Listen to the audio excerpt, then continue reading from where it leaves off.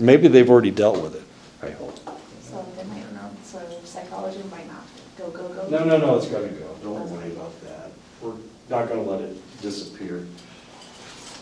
We've got the rest of the semester to fight about this with those guys upstairs, so. Next semester I'll be teaching, it's probably the same damn load I've got now. 27 hours. That's not good. That's a whole year's worth. No wonder your hair's white. It seems like it's turning blonde. It does, Does it yeah, look it does like look- it's turning It looks blonde? like it's turning I don't know. Your hair is getting blonde. I'm turning into Donald Trump. You got the sweet over too. It's thinner, but it's blonder than it was. I think his is thinner. It's not It's got blonde. the- It's in certain lights it looks It's like blonde. just swept to one It's not Watch out when completely it's comb over. windy. In black light, it looks almost, well, No. one of the hardest areas for the client to understand is mandated reporting of their possible harm. If they do something, if they say something or if they do something incorrect, yeah, I've already turned that on, then possibly you have to tell the cops, you have to tell the authorities. If they want to hurt themselves, if they claim that they're going to commit suicide. If they say that they're going to commit suicide and you don't do anything about it, why don't you move so that you can see better? That's okay. That's all right. If they say that they're going to injure themselves and they commit suicide, then you're liable. They can sue you, actually, the family will sue you, as strange as that may seem. So if they want to do harm to themselves, the family can sue you. Or if they say that they're going to hurt somebody else and they actually do it, now you're liable again. So it is your responsibility to tell somebody, to stop them from doing any harm to themselves or to somebody else. If you think that they've been abusing or neglecting their children, if in what they have been saying to you in your counseling sessions, they talk about neglecting their children or abusing their children, you have to turn them in to Child Protective Services. You don't want to sacrifice the kids just so that they feel better about themselves. Would you sacrifice a child for that? For the parents? Who's more important, the kid or the parents? Kids. I don't know. I think the kids are. Yeah. Parents, they're throwaway people anyway. But kids, see, they've got another 80, 90 years to function. But the parents, oh, they're old farts anyway. They're in their 20s, 30s, and 40s. When you're in this field, don't you have to report them anyway, otherwise you lose your license? Yes, yes. You have to turn them in. Which is not a bad thing, because at least you're saving the kids. You may not be doing a very good counseling for them, I mean, it's not helping them, but at the same time, you're saving the kids' lives, potentially. Or if they're abusing elders. So if they're abusing themselves, if they're abusing their children, if they're abusing old people, if they are threatening somebody else, if death is involved or injury is involved, then you have to tell somebody. And if you don't, then they'll sue take all your money away. That video will be done this afternoon. I'm downloading it right now. So as soon as I go back to my office, I'll have it and I'll send it out to you. Oh, awesome. Can you send me an email about it? I'll send you the link. Oh, awesome. There's actually a lot of people asking about it. Sure, but I can only send it to my students. That's the only emails I have. Okay. Okay, if you know of anybody else that, Yeah, I can share it. okay, perfect. Thank you. Yeah, it was fun. We had a good time. It was really interesting. Yeah. A lot of the things that he was talking about, we talked about it in here too, so, yeah. Beginning your discussion of confidentiality by covering the legal limits of your state, you have to be careful. Every state is different. Arizona ain't the same as New Mexico. Not only are they in different places, but they also have different laws. Okay. Oklahoma usually follows Texas, as strange as that may seem. So the laws of Oklahoma are very similar to Texas. They have Kansas just north of them, but they're not similar to Kansas. They always do everything that Texas does, as weird as that sounds. New Mexico's not the same as Texas. Utah's not the same as Arizona.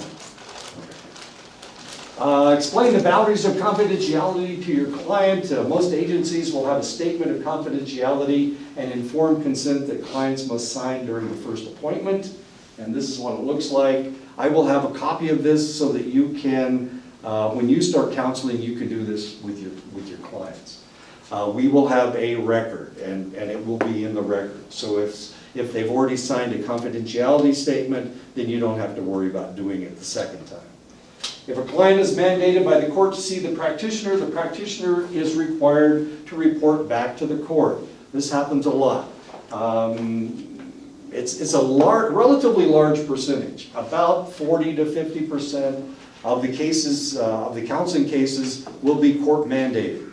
If they're an alcoholic, if they abuse their children, if they have a problem with their children, if they're elder abuse, they will probably be mandated by the court to come in for you to counsel them. Hopefully, of course, you're going to fix them so that they stop doing all these horrible things. If the client is considered a minor, the parents or guardians usually have the legal right to know what happens in a session. It is very difficult to counsel someone with the potential cause of their problem in the room. Okay. So mom or dad usually doesn't come in. Mom or dad stays out. Now it's possible that you will invite them in, but they're not supposed to be there, or they shouldn't be there. They don't have a right to be there. But, and it really all depends on the state that you're in. You have to disclose select information to them. But like I said, a lot of times they are the problem. They are the reason. I think I told you about my niece. When she started going to a counselor, she indicated that it was the fact that her mother was so controlling. That was her problem. Every time the counselor told her that, and they wanted to see the mother refused to come in. So she kept bouncing from one person to the other. Oh, they're crying. Is it done? Are They're they? in trouble, just kidding. Uh, No, it's not done, they had already discussed that issue, okay. but we have an appointment with Dr. Lerma at 3. Oh, wonderful. Good. That's perfect. Thank you. Thank you. Don't hurt him. He's Yeah. just a little guy. Don't slap him around. Oh, that's on tape. Whoops. Tell him how you feel. I tried to tell him yesterday, and Christine tried to tell him yesterday, and I'm not sure what he heard or what he's thinking. But Yeah. yeah, it's kind of hard to read his mind. He's in a meeting right now. I know, but where is his office at?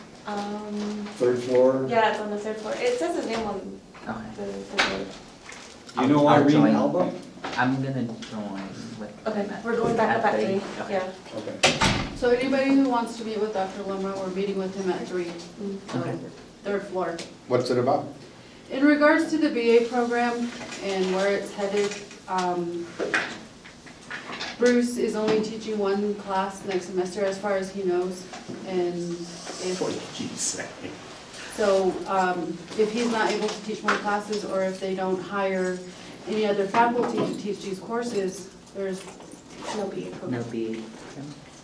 Yeah, see, the problem is that they've said this before, that they're going to hire somebody, and they can't find anybody. So what do? What do you do? Well, last semester, I'm teaching all the classes. All the classes that Sue signed up for, all the classes that Sarah was supposed to teach before she left. She bolted. I knew that she was leaving last year. I don't know why they signed her up for all these classes. Anyway, so now I'm teaching 27 hours. My contract says I can only teach 30, so that's one more class. They happened to my father too. Some of the classes he got overloaded Yeah. because they didn't, But they don't pay overload. and they didn't prepare for Don leaving when he retired. Right. and then some other people, and they all just, and then it was just a huge vacuum.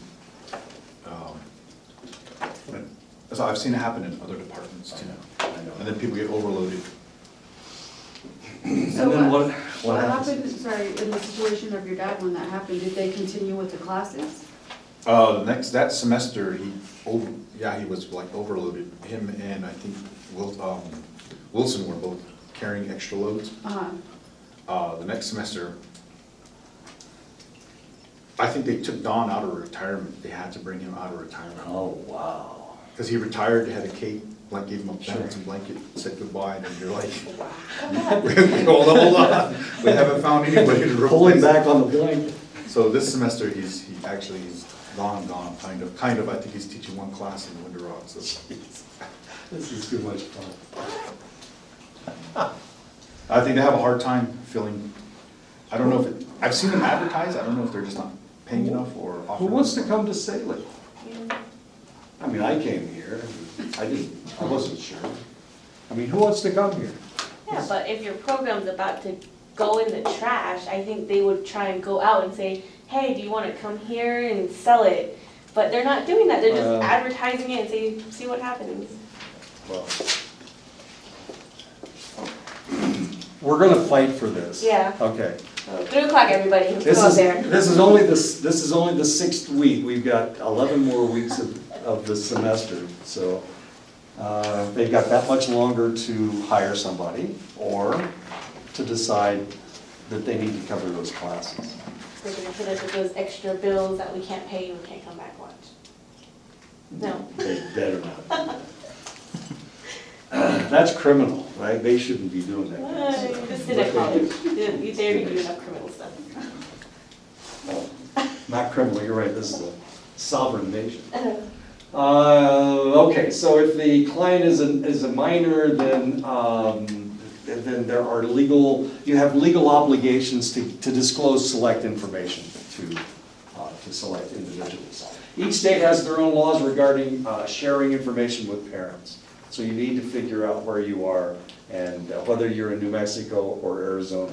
When I'm driving to Gallup, I have no idea whether I'm in New Mexico or Arizona. You know, I'm driving that road that goes past Crystal, and I think Crystal's in it's in New Mexico. Okay, so when do I cross into New Mexico? Is Mount Crystalline? That's Is it what I Crystal? was saying the one time we were driving through there, I was like, you know what? You leave And we and just hang so happened to be driving through, and I was like, I was like, right now, we're in New Mexico, I was like, where does the sign, like, to let you know that you're in New Mexico? So. But like, all of a sudden, you just keep going, you're back in Arizona again. And you're back in Arizona. So if you're on the right side of the road, are you in Arizona, and the left side of the road is? I didn't know that. Because it kind of goes, I think it bows out like that. and Oh, then- it doesn't. Yeah. It doesn't matter, I'm just saying. When you pass Select right before you go on that bridge, Uh-huh. that's when you cross back into Arizona. Yeah. And then it Okay. goes back towards, to the east again, that's when you're back in New I think Mexico. those cattle guards are the main indicators, because before you get into Navajo, there's another cattle guard. Moses from there, so if I'm in Navajo, am I in New Mexico or? New Mexico. Okay. Until you reach sagebrush, or rabbit brush, excuse me, Okay. then you can come back into Arizona. You know when you go to Port Defiance, right before you hit the hospital, there's a sharp right turn? Yeah, yeah. Let's That's go test it, when it let's goes go. back into Arizona. Let's figure, how are you gonna figure? It tells you on maps. Go to your maps right here. GPS, GIS, okay. Possible problems the minor could disclose, maybe they're having sex with somebody, and maybe they're having, well, maybe they're doing something sexual. This is something that may be disclosed, maybe they're underage, maybe they're only 12 or 13 years old. Maybe they're having sex with a relative, which of course would be incest. This is not that uncommon. That's a potential problem. Maybe they're using drugs excessively, threatening to run away, having been abused or neglected by the parents. And of course, this is the one that's so difficult to talk about, mainly because the parents may consider it discipline, and the children may consider it, who was talking about this? Was he talking about this last night, or were you talking about this? Abuse. He was talking about spanking, and then the kid calls up on the telephone, my parents spanked me. Yeah, he was talking about that last In night. the beginning, It must have been at the beginning, you must have missed it. So on the Navajo Nation, it's against the law to abuse your children, but is it against the law to discipline your children? So it's that fine line between abuse and, how much do you have to feed the kid? If you didn't buy them the latest Air Jordans, are you neglecting them?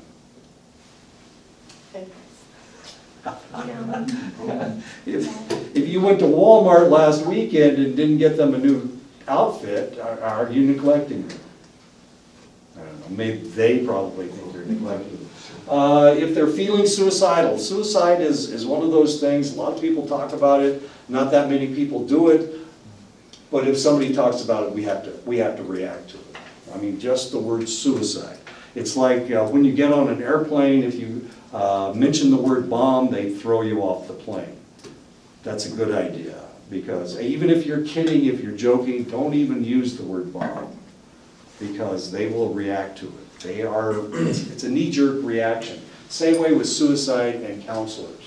Anybody mentions suicide, you gotta react to it. You gotta take them seriously, because if you don't react to it and they do commit suicide, you're liable. They've committed suicide and it's your fault. So how do you react to it? Well, you have to talk to them about it first of all, but you have to disclose it to other individuals. You have to disclose it to their parents. If you think that they're serious, you have to put them on suicide watch. Now, most places do have a suicide watch. Here, it's a little bit difficult. They put you in jail, don't they? Isn't that what they do here? Or They take you to the ER, they put you in the ER and and put you then in a you're room? flown out to, you're either taken to Flagstaff or Gallup. Okay, wow. Yeah. Yeah, just because you said something about suicide. Well, it's voluntary. Oh, it's Yeah, voluntary? it's voluntary. Jeez, okay, I think sometimes they call the cops too. yeah. That's what happened in, last week in New Mexico when they had that incident. Ah, okay. But if they'd been in Arizona, I think they have a very weird way of dealing with suicide, because a friend of mine kind of said that he got put on suicide watch a few years ago here, because he said something on Facebook and it was kind of weird, and all they did was just put suicide watch on his document. But they didn't do anything. Nobody talked to him, nobody. they didn't stay with him that night? No, They didn't they put- just put, like, in red pen, like, oh, suicidal, that's it. They didn't. Wow, I guess that fixed the problem though. I didn't it? guess, so, like, okay. So they have a very weird way of dealing with it, I guess. I think in high school, I had a friend who kind of told me how she was planning to kill herself. She told me that she had a gun already. She knew where the gun was. It was up in her parents' closet. And it bothered me because I didn't know how to react to it. Great. So, You dropped a dime on her, didn't you? yeah, as soon as we, like, my mom and her dad used to work, they used to be teachers at the elementary school. So we walked from the high school to the elementary school. I knew where her dad's classroom was. So I quickly told my mom, you know, so-and-so, this is what she said. She told me where the gun Right. is. I said, it's bothering me. So she was like, well, go do what you have to do, you know? You need to talk to the mom and dad. Sure. So I did, and walked to the classroom and got the mom and dad's attention, and I told them, you know, this is what your daughter told me. Right. And she was standing right there too. I said, I think you need to talk to her. Right, I'm not gonna, I don't want it, I said, it's bothering me right now, so. right. So right now, that girl is now a teacher in, back east in, Mhm. East New Mexico. She's a teacher out there now, so she's doing good. That's not back east. Yeah. Back east is like on the other side of the Mississippi River. To compare East New that Mexico area, is yeah. still way out They there. go Crown Point's east or east. She's back east. Probably today's parties. Counselor. I live back east, okay? Okay. You know, I think that's the danger of when you, with like, here on the reservation, when people make subjects taboo to talk about, then nobody Right. knows how to talk about it. That's a good point. That's an excellent point. I wasn't even thinking of that. Thank you for bringing that up. This is a taboo subject here, right? Suicide. And it was a taboo subject up north when I did my research. And that's one of the reasons I did the research that I did. They had a real serious suicide problem in the high school and the junior high school. But they weren't dealing with it because they were Catholic. And Catholics don't commit suicide. If they do, they don't get buried in the right place. Right, and it was a taboo subject up there. And when I even brought it up at the tribal council, they just about, well, they didn't approve my research, but some of the people just went crazy. So, yeah, you're right. And this is important, I'm sorry, go ahead. It happened here on the reservation too, they had I don't know if it quite fits mass suicide, but like they had a number of incidents where adolescents were committing suicide. I think it was Shanta, I could be incorrect, but a couple years back. And finally, after I think the sixth child had committed suicide at the Oh, school. my goodness gracious. Finally, they decided, hey, we gotta do something, but Right. by that point, you had lost a lot of students already. 6 kids, wow. And that's what happened with, in New Mexico last week too, they didn't know how to handle the situation.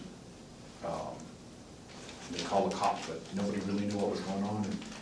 And we're not supposed to mention the word suicide, so now we got. And now they're saying nothing really happened, even though there was a shooting incident, and there was a whole series of events that happened. Now the school's saying nothing happened, go on, they didn't bring any counselors in to talk to the students, and they're trying to go on as business as usual, like nothing happened, and a lot of the parents are upset. You know, if you ignore it.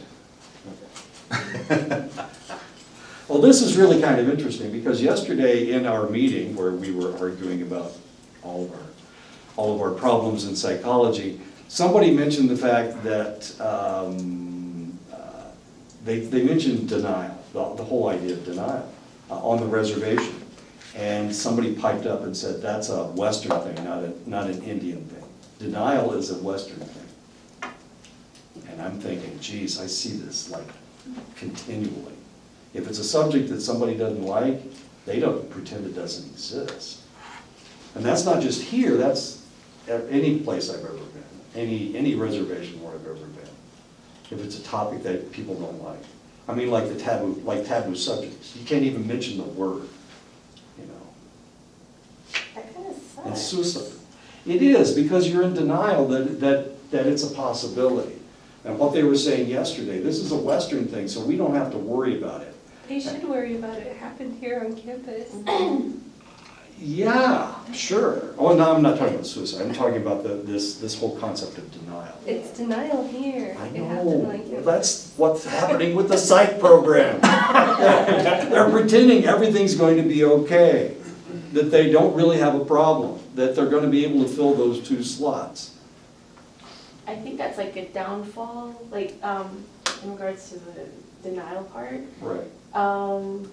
It's just, you don't talk about it. It's a downfall on Native Americans mostly, because how we handle grief, how we handle death. Because now that I think about it, my school sucked. Because a friend of ours died, and you only get 4 days, but we had no counselor. Nobody was like, oh, you should talk to this one. My earth science teacher and the discipline teacher, they're both Biliganas, but they were like, it takes more than 4 days. They're kind of saying what you were saying. So like, okay, nobody else is doing anything. Sorry, this is not traditional. So I don't know. There's good parts about our tradition, but there's also bad parts when it comes to also dealing with Western incidences like that. Death is not a Western incident. Well, No. Okay. how we handle it. Yeah, and actually, we've discussed this in this class last year and the year before. One of the students was dealing with grief, and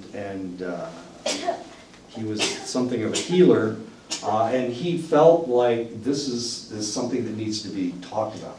This is something that needs to be dealt with. How do we handle grief? How does it happen? If we do it in a traditional manner, is everything going to be taken care of? And the answer is not very often. It doesn't seem to happen all that often. I think a lot of it is misunderstanding of traditional practices as well, like Possibly. the 4 days, it refers to when the body, the spirit is being cleansed. Right. And then it makes its journey, then it becomes part of the holy people, because after 4 days, the Navajo understanding is that the person's no longer gone, they're not dead, that they're still here with you. That's when you use Natantle to talk to them, and Tuatadine to talk to them, they're here, always here with you. And so when you mix Western concept with traditional concept, there's kind of a confusion. Navajos don't believe that people are gone. They're still here with us, they're just joined the holy people. So you just talk to them a little bit differently. The grief part goes towards, well, a lot of the 4 days, because the family comes together and grieves together. And it's not that you're supposed to stop and not think about them, you're just supposed to think about them in a slightly different manner. Right. But a lot of that also goes back to a time when we were still at war with our neighbors, we were still at war with the Spanish, the Mexicans, and the Americans, and you didn't have time to. And the Comanches and the Utes. Yeah, you didn't really have, you had to move on quickly, and it wasn't meant as a, because we're so cut off from a lot of these kind of teachings and understandings, and they get mistranscribed a lot of times and misunderstood, and we misuse them. It's a tool meant for a certain time, but then there's also other ways to address grief. There's other ways to how, there's ceremonies that people have done, and there's other ways to think about it, other perspectives, and those parts are missing. So people hear a part like 4 days, you're not supposed to grieve after that. That's not necessarily true, but it applies to a certain point. Out of that context, you apply different tools for dealing with grief. And if you don't deal with it, then it's going to affect you. Yes, ma'am? So my grandpa passed away like 2 years ago, and what he said was something that I didn't know about because nobody really like close to me or that I grew up with passed away. So when my Che passed away, it was really hard, and we did that. 2 days ago? No, 2 years ago. 2 years ago. Okay. In 2017, and then 2 years ago. So we had the gatherings for 4 days, and then we had his funeral. And then after that, we did another 4 days. And I didn't understand that part until one of my grandmas and my Che came over, and they started talking to us about that. And then here, that last day, we stayed up all night. Yeah. And then here, we kept the fire going outside our hogan. And then here, that last night, we stayed up all night until the sun came out. And then here, we stood there until the sun came out. And then when the sun came out, my other Che said that my grandpa is a holy person now, and he's a Diandinette, and that we should pray to him. And that's something I didn't know about. And then when I was in high school, there was this girl who committed suicide. And then our school is pretty good with that because we have a counselor, and then we have like resources to go to and all that. So what school is this? Chinle. Okay. So we had like 2 counselors, and during the time. And then when she passed away, like I didn't know her like personally, but like when we heard that she passed away, it was really sad. So like her close friends didn't know how to deal with it, and then they started talking about suicide. And then here, some of the teachers like overheard them, so they referred those girls to like counseling and all that. So that was pretty good.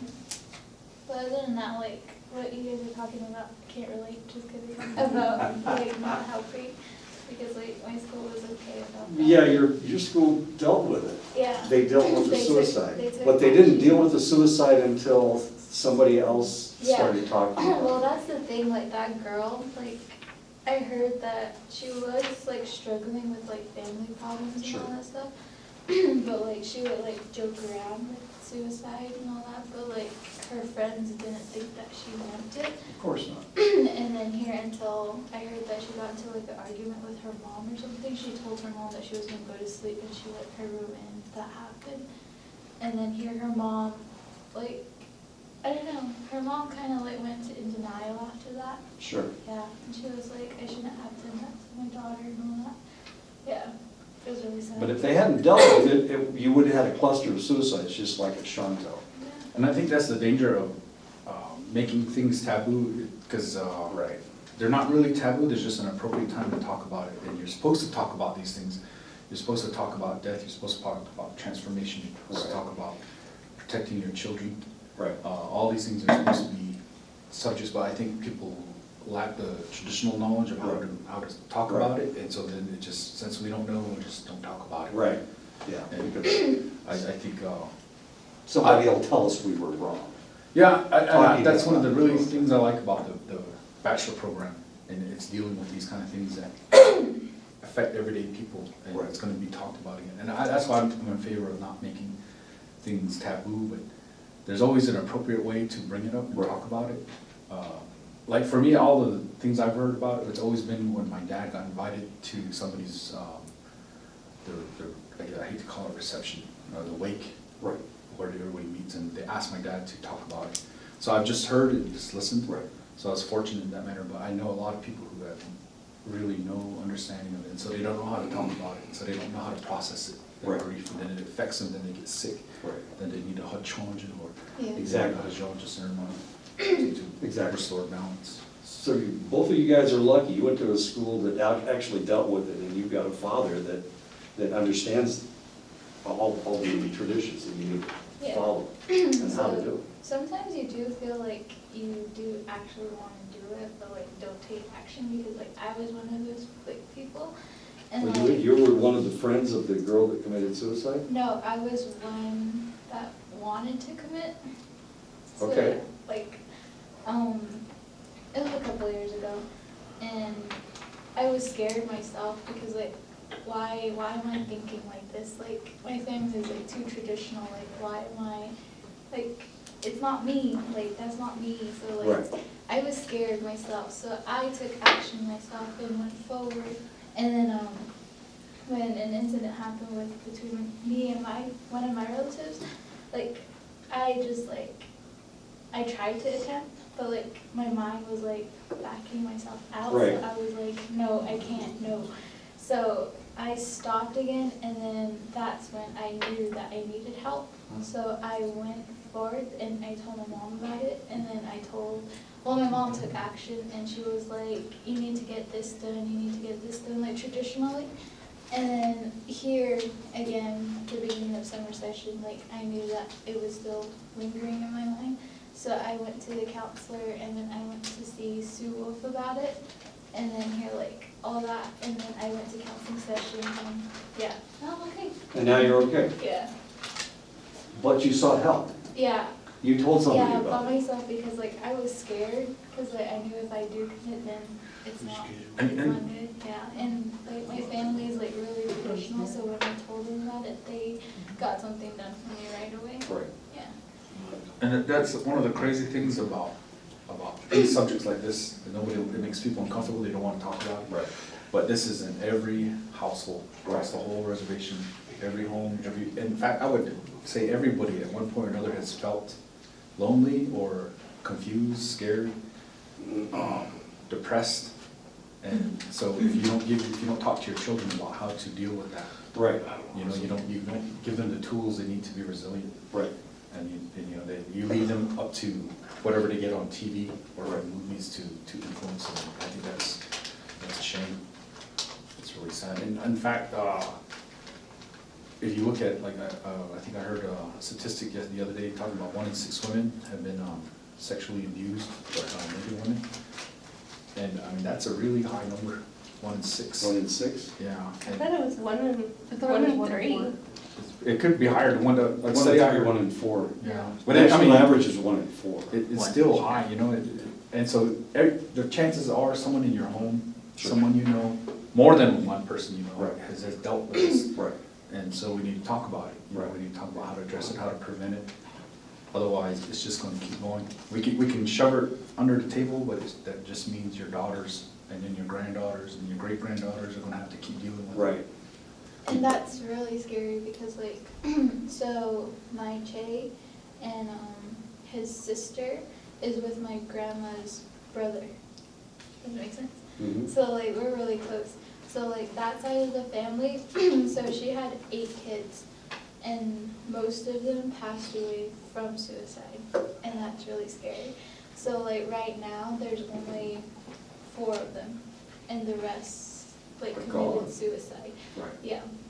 So one committed suicide like back in the 1970s, and then here his close, like his favorite brother, like missed him a lot, so he committed suicide 2 years later.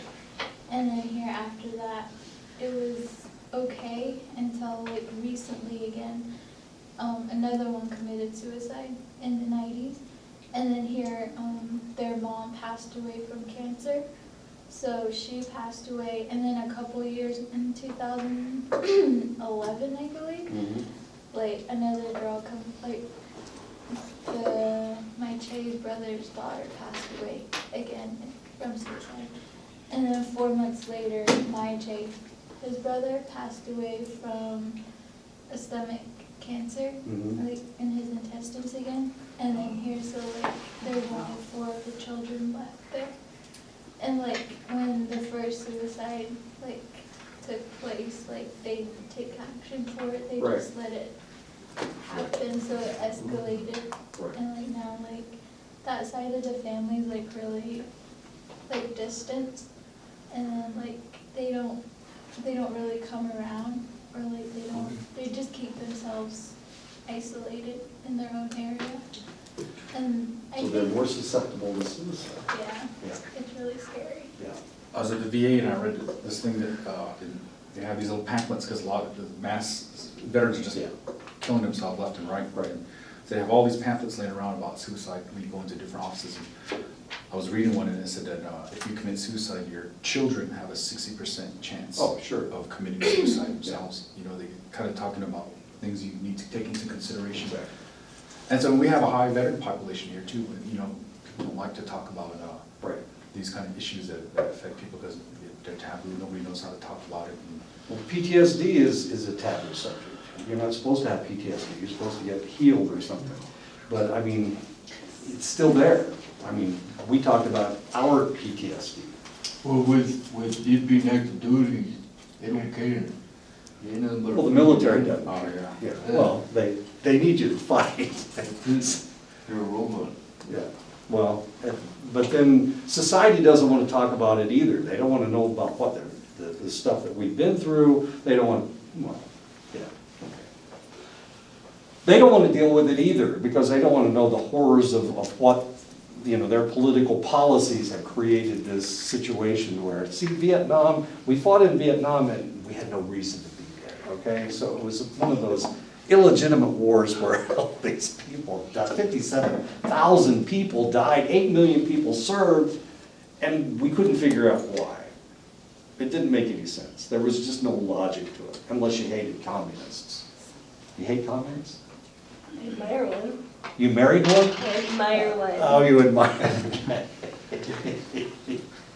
Anyway, I'm getting off this subject. But yeah, I mean, this is a problem, and we need to deal with this. One of the things that we were, and I was talking about suicide before, the reality is that if you can make somebody talk, or if you can make somebody smile, or if you can make them laugh, they're probably not going to commit suicide if they're talking about suicide, because it changes their mindset. There's a problem with loneliness, there's a problem with feeling depressed. And if you can change somebody's facial expression, you can actually keep them from committing suicide. The other thing about suicide is that it runs in families, not because it's genetic, but because now it's acceptable behavior. If it happens once in a family, you know, Uncle Charlie did it, so now everybody's going, well, you know, this is an option. And for everybody else, it's not an option. The other thing that you need to remember is that you were right. We all have these feelings. And Freud called it thanatos. It's the feeling of death. It's a pull of death. Because as soon as you're born, death is pulling on you. You know, you have all these joys and all this life force that's going on. But there's also a death force going on, according to Freud. But this goes away in adolescence. As soon as you go through puberty, it goes away. So the probability of suicide isn't as high. And that's one of the reasons why the young lady felt that was an option, that was a viable option. because she was young and she had this pull of suicide, according to Freud. Okay. So Thanatos, you were absolutely correct. You and Freud should have gotten together and talked about it. Okay. Yes, ma'am? So in like your personal opinion, at what age do you think is appropriate to start talking to your children about things like this, as far as like sexual abuse, you know, where people are not allowed to touch you, Right. things like that? Right, right. You could traumatize them if you do it too Yeah. early, and that's the basic problem. It all depends on their situation. Are they away from you for an extended length of time with strange relatives? If that's the case, then you need to talk about it at that point. You know, if they're being babysat by Uncle George, who is a known pedophile, you know, that kind of stuff.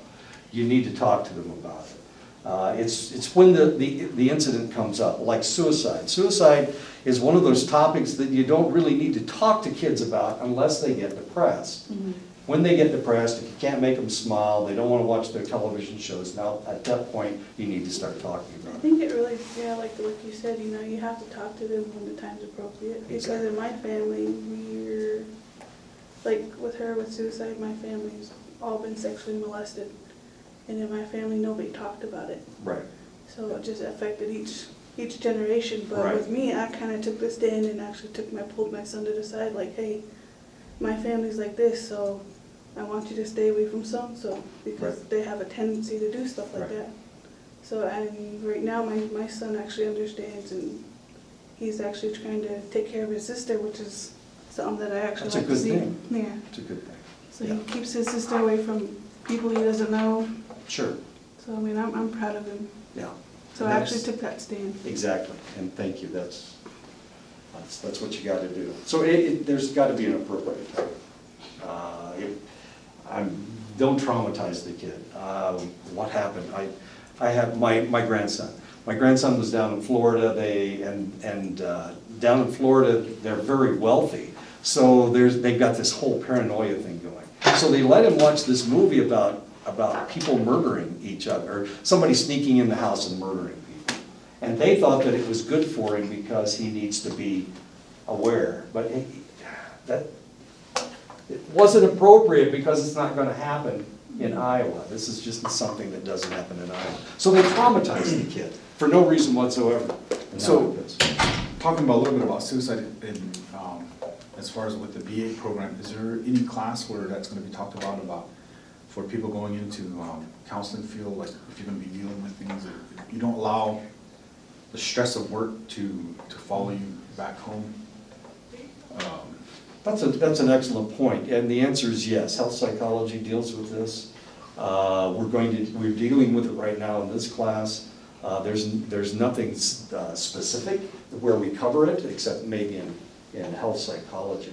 But, you know, we tried to put together a well-rounded program, but we can't cover everything. So if you see something that we missed, let's talk about it in class, like right now.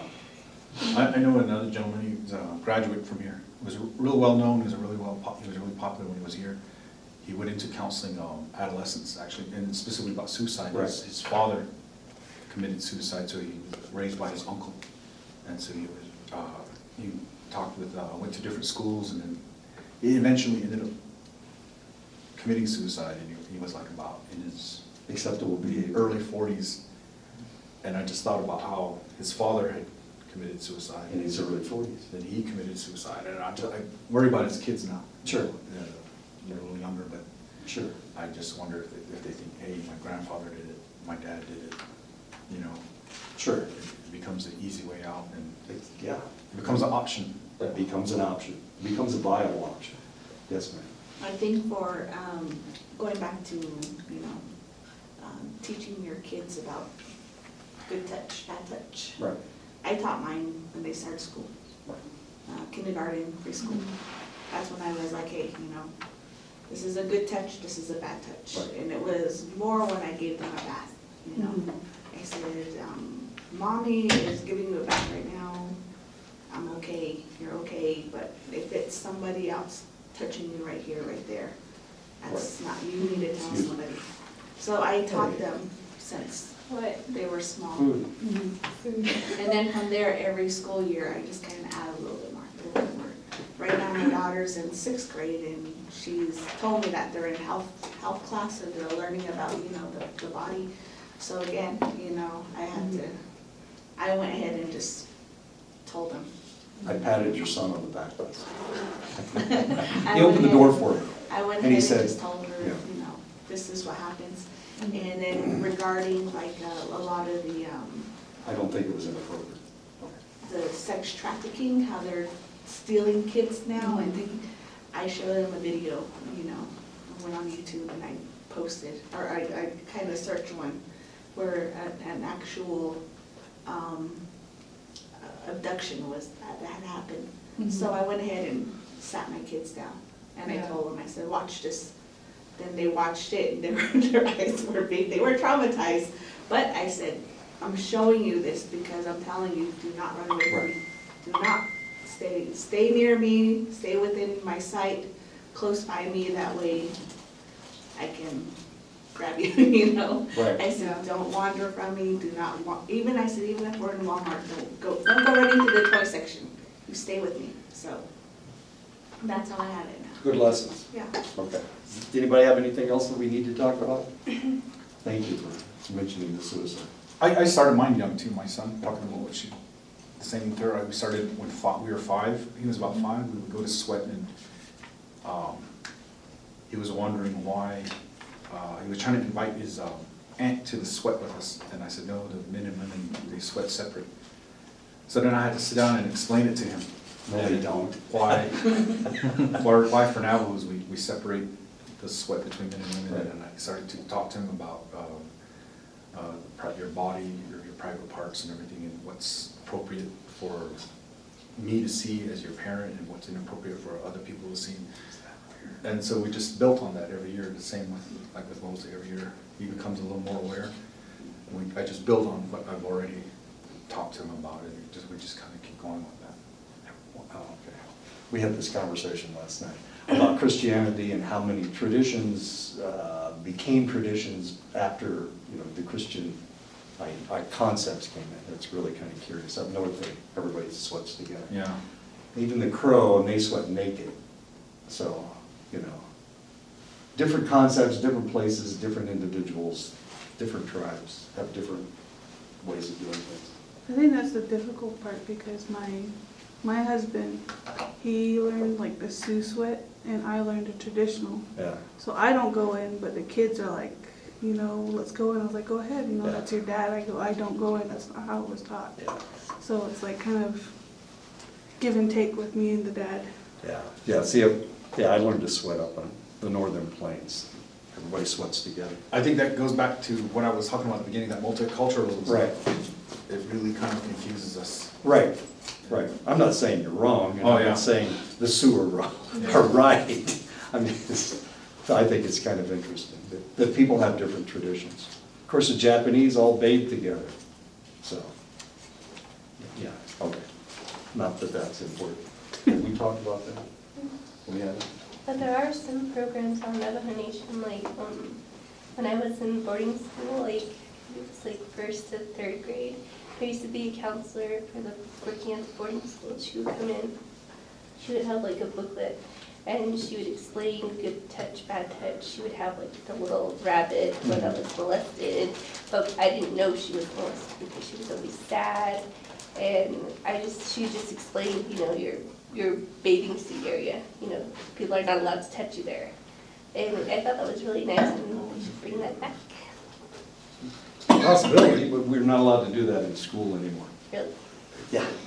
Well, I mean, the federal government, when they had a conservative president, they decided that all of these types of, all these teachings shouldn't happen. All sex ed went out the window. They used to distribute condoms in high schools, and they don't anymore, all that kind of stuff. It all just went out the window. They're trying to do away with family planning. That's not what it's called. Planned Parenthood. Planned Parenthood, yeah. My wife's fighting that. She's real upset about Planned Parenthood. She's got a big sign on her car that says, "I support Planned Parenthood." We haven't been stoned yet in Iowa, but Didn't say she get keyed yet. yeah, exactly. My wife's not that good a driver anyway, so I wouldn't be able to tell whether it was keyed or not. This is all good conversation, and the grieving thing I brought up before, we had a conversation about it, and now, of course, we're having another conversation about grieving. This seems to be a problem that I have noticed, but then again, I'm looking at things from a Western perspective. It seems that a lot of people are having problems, they never get over their grief, and that is a perpetual problem that they seem to be having, and that's what I see. If it were a Western individual, then we would send them to counseling for the grief. They never got over it, so that's what would happen. Just a thought. It's just something that you guys are gonna have to deal with, not me. I'm going back up to Iowa, so you guys are gonna have to be dealing with this. And potentially, the depression that you see may have something to do with grief. And if that's the case, then potentially there's a traditional process that didn't take place, or they're not as traditional as maybe they should be, or I don't know, or maybe if they're more Western, maybe they need to go to counseling to deal with their grief. If that is their mindset, then you need to take care of this, because potentially it could cause a lot of problems, depression, and eventually possibly. You know, we actually had our own way of dealing with things like that. Sure. Like for instance, in this area, there's I forget the name of the hill. Say BE. Anyways, on the other side of Wheatfields Lake, Mhm. there's a huge rock mountain, hill that's white. They I know it. Yeah. You drive past it. Yeah, that one. Yeah, okay. They used to It's a different color. have people who used to go up there a long time ago in this area when they were feeling depressed, when they lost loved ones, or when Mhm. something went wrong, they would go up there to pray on top of that mountain. So there was a process where people used, There you go. where they would go up there and let things go up there. So I think there was, and a lot of that's lost now. Right. You know, a lot of those kind of applications that we had are our own ways of dealing with things and talking about things, and because as I understood, it was a process. You would get ready to go up there, and you would put things together about whatever it was you would deal with, and then it wasn't just a quick one-day trip. You actually put time and effort into it, and then you went up there. And I think we believe you went a total of 4 times over an extended period of time. Right. So that's where I always understood that the idea of grief, that it takes time. Right. Even Da, which is that we call a enemy way ceremony. It's the ceremony that soldiers have when they come back, Right. when they're dealing with PTSD Right. issues. You're supposed to have it 4 times in your life. It's actually 8 steps all together to complete it. A lot of people don't know that. You receive the stick, and then you give the stick, and then you receive it. So all together, there's 8 steps, and you have to complete that. But you space them out about every 10 years. Right. You receive the stick, Wow. 10 years, 8 to 10 years later, you receive the stick, 8 to 10 years later, you get the stick, all the way till, so that when you spread it out like that, it spans out through your lifetime. So the treatment of that PTSD, Right. it lasts you your whole lifetime. So that's why sometimes I think I always say that people don't understand that our traditional application of medicine, mental health medicine, it wasn't a one-time, you're done, you're healed, get Right. out of here. It was a process, and then there was also self-maintenance, there was a lot of other things, components to it. Right. But we've lost a lot of it, so that's why there's a misunderstanding of it too. Yeah. 80 years. That's a long time. I hope everybody lives that long. Well, traditionally, we lived over 100. Oh, there you go. Because we ran and we didn't eat processed food, so we were expected to live at least 102 years old. I was gonna say, it was gonna be the longest lifespan. What are you eating? A donut. Okay. I love donuts. Maybe she'll live to be 90, not 100. My grandmother lived to be Because of 109. the donut, that's what I'm saying. My grandmother lived to be 109. That's good. The way I run, just kidding. Just But nobody runs anymore. There you go. Oh, there's 3 of us. Okay. I love the meats. That's all I can put my. I'm out on the trail every Saturday, Friday, Saturday, and Sunday morning. And there's nobody there but me. But that's not important. It is for my dogs. Groups create additional issues in confidentiality. We're talking about confidentiality. Does anybody have anything else that we need to talk about? We talked about suicide, we talked about when to talk to your children. Anything else? We talked about the fact that traditionalism is a long process, a longer process than we realize it is, right? Okay. And so maybe that's what Have you, when you talk about these sensitive things and it just, you know, a certain person, it really makes them uncomfortable, it makes them mad, it makes them really sad. They go up on this high that, you know, they're like lashing out at everybody. How do you bring them down back to a safe place where they feel calm again? Your dad was talking about this yesterday. He was talking about, they had a violent prisoner. They went into a prison, there was a violent prisoner. And as soon as he saw that he was going to get traditional healing, he was fine. The prison guards couldn't control him until he realized that he was going to be treated in a traditional manner. And at that point, he quieted down. Now that's just one story. So if we have somebody that's all excited, how do we get them not to be as excited as they are? If you react in a excited manner, then they're going to stay excited. If you act in a cool and calm manner, it will bring them down. If you speak to them in a calm voice. Sure.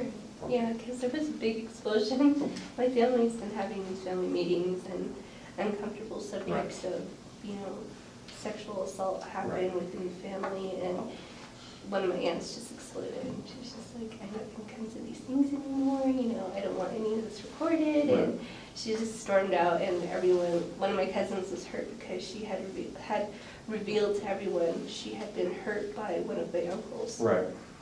And none of us knew about it until that moment. And my aunt reacted, and she was like, that's none of my business, that's between you and him, I don't care. Wow. Yeah. Yeah. It sounds more like denial. It's everybody's business. Yeah. Because Yes, my sir. family does the exact same thing. Yes, sir. Yeah, I think what you're talking about, sometimes people will kind of come talk to me and say, like, what does your dad say about this? And I get a lot of questions. I always say, it's in every family. I said, you're no different. You're not like a weird case. You know, you're not isolated. I said, every family, that includes me, all the bad things, it's every family has it. And that's why we need to learn how to deal with it. But talking about how do you calm someone down, I think in Western medicine, they call it grounding techniques, right? When you're... That's what he was talking about last night. Yeah, how you, because like sometimes people get tunnel vision, they get angry, and you can't, like you could be slapping them, telling them, no, stop, hitting them, but they're just like a Rottweiler with their teeth locked on, yeah, there's tunnel vision. So like with, I know with the VA, when they work with veterans who deal with anger issues, and before they get into that tunnel vision, they make people self-aware, so that when you're starting to reach, you start to identify a few things about yourself that you do before you go into tunnel vision. And when you see those things, you see yourself going in through that, you have to do grounding techniques, and they talk about like picking up something, some texture, and feeling it. And I did do it, I had to rub my dog tag in my pocket. yeah, so you can feel it, right? Yeah. I'm rubbing my dog tag right now. And then I'm grounding myself. I'll get some change, especially if it's a penny, I'll put it in my mouth, and The taste. the taste of it, yeah, then I'll pick up something, my hand or my keys or something anything in front of me, and I'll just start smelling it to see if I can, until I identify a certain peculiar smell. So I go through and then I start listening, I get real quiet and I listen. And I start identifying something with each one of my senses. And what that does is it pulls me back out of that tunnel vision, and it grounds me. And I'm now thinking with a rational mind instead of an emotional mind, you know. And then I'm ready to talk to people again. And so when you do that with people, they teach this to veterans at the VA, because a lot of veterans, they get into a lot of fights because they don't know how to deal with their anger. They don't know how to pump their brakes. and they don't know how to slow themselves down before they get into tunnel vision. So self-awareness is a big part of it, and then grounding techniques, that's what helps a lot of people. So I've seen people use it in Western medicine, but in ceremonial sense, a part of it is, I see the same thing that's built into the ceremonies already. You're dealing with something, and your anxiety is bothering you. You get your Tadadi, you get the pouch, and you start opening. Now you gotta concentrate on untying your Tadadi. You go in there, you put your hand in there, you taste it, you start, and then you start thinking about praying, and then you move forward. So the other way is when they roll tobacco, and you gotta get the dot ready, put the tobacco in, you're concentrating right here. It kind of pulls you away from whatever it was that you were really being anxiety about, and then you gotta concentrate, put your thoughts in right here, then you taste it, you can taste the tobacco, you can smell it, then you start praying. So it includes your senses right off the bat, traditional application to kind of help you do that grounding technique. And then you do that self-talk when you're doing your prayer. You kind of like give yourself some hope where you want change. So you start doing, that's what they call Western medicine self-talk. I think they talked about that last night too. Yeah. And so there's a lot of really interesting things about counseling and psychology that's built into ceremonial application. I think it's really interesting. Yeah, refocusing is what you're doing. They're focusing on their anger, and if you can refocus them on something else, then of course they're not going to be nearly as angry. Of course, you're talking about somebody doing something, but if somebody's screaming and you want them to quiet down, Jeremiah Barber, our other instructor, he's really good at this. He talks really quietly. You know, he has an interesting speech pattern, but it's always very quiet. I can't hear him half the time. That's not important. So he's actually going to teach you these techniques. He was he worked with abused women. Counseling. Yeah. He's had a lot of counseling experience. So he does this automatically.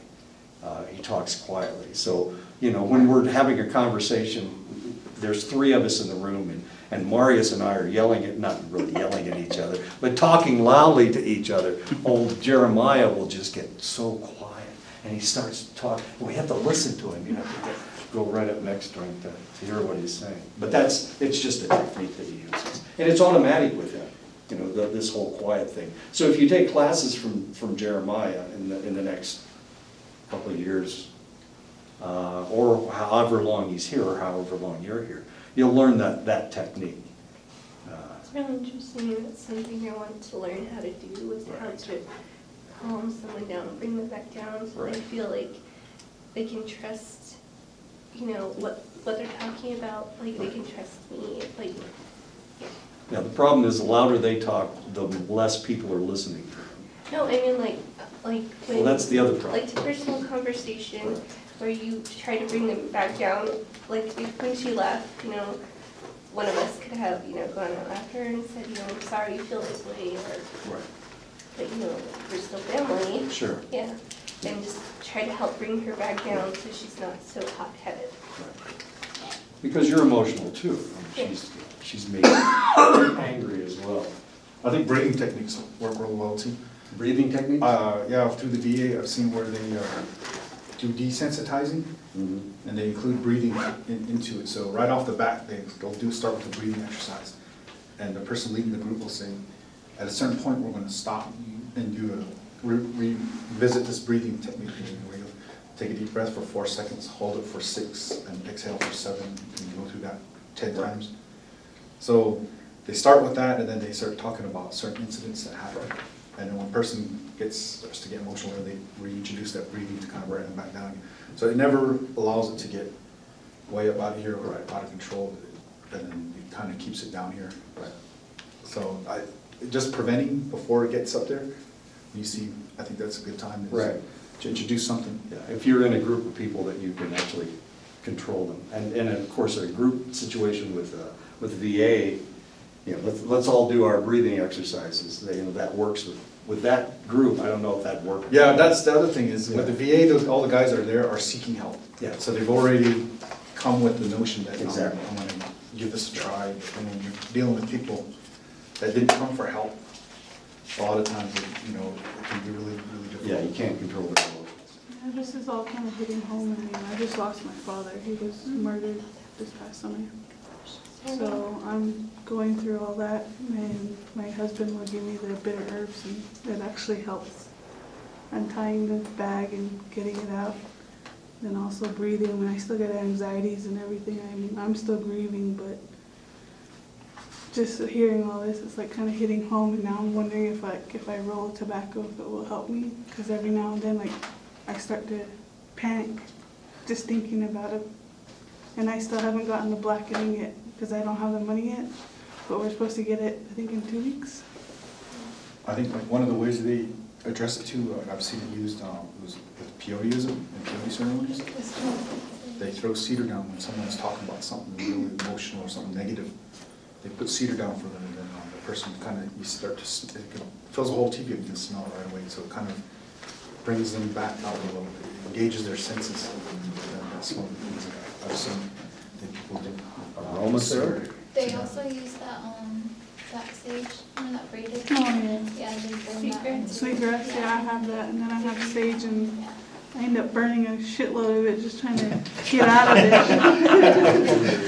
So, yeah, I just don't have cedar in the house, so, but I use sage and sweetgrass, and I just burn it like crazy.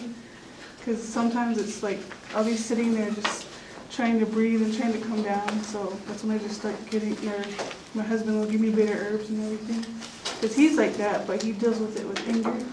And it takes me a while to get him out, but I notice I have to scratch his back, and then he'll. Where do you have to go to get sweetgrass around here? People sell it, or. Yeah, but it comes from like the Up north. Canadian So, border. my family is really into the NAC, and my Che side, they're delegates of the NACNA, so we go to conventions everywhere. So last year we went to Nebraska, last year. And then the Winnebago tribe, they gave us a lot of sweetgrass. Oh, yeah. And it was really long. Yeah. So we used that. Yeah. There's an area in Montana called Sweetgrass. I've been there, yeah. Okay. I also been to Rocky Point. Oh, okay, you've been to Rocky. Yeah. Okay. And we were only like 20 minutes away from the borderline. Yeah. of Canada. Well, that's where the Chief Joseph was stopped, right there. He thought he was across the border. And then, The river was right there, he thought that was the border. yeah, and then Whoops. this year we hosted the NACNA in Flagstaff and Teneros. And then next year we're going to, where was it? Wisconsin. Oh, okay, Yeah. So we'll be there. okay. Just let y'all know. Just kidding. I find it interesting that when I see Western concepts visiting these kind of grounding techniques and different, Uh-huh. I'm like, hey, we've forever. been utilizing this for a long time. There's that thought, and then there's us over here who don't have that immediate traditional knowledge, and we're just learning. And there's so much, from NAC, there's from Hopi, there's from, Sure. these different things being thrown into what's not so tradition. So it's confusing. It's like, what's the real Right. from Navajo people? So it's just confusing. I've actually seen people use who are like Christians too.